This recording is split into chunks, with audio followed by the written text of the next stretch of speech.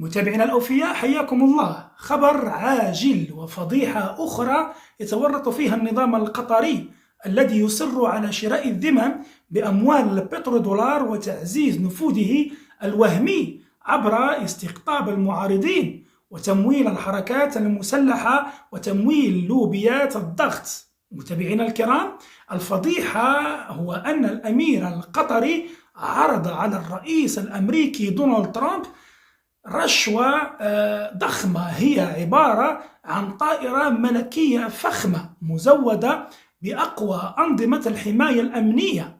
متابعينا الكرام، هذه الفضيحة أفشاها الرئيس الأمريكي عبر ناطقته الرسمية باسم البيت الأبيض كارولين ليفيت، التي قالت للصحافة اليوم أن الأمير القطري أهدى الرئيس الأمريكي دونالد ترامب هذه الطائرة الفريدة مقابل طلب قطري لم تعرف تفاصيله بعد.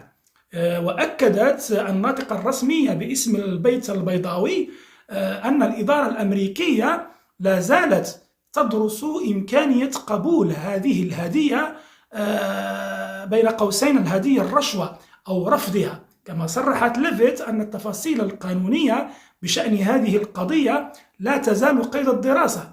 لمزيد من التفاصيل حول هذا الخبر اضغطوا على الرابط في الأسفل، ولا تنسوا مشاهدينا الكرام التفاعل معنا والاشتراك وتفعيل الجرس ومشاركة فيديوهاتنا وروابطنا مع أصدقائكم. حياكم الله مشاهدينا الكرام.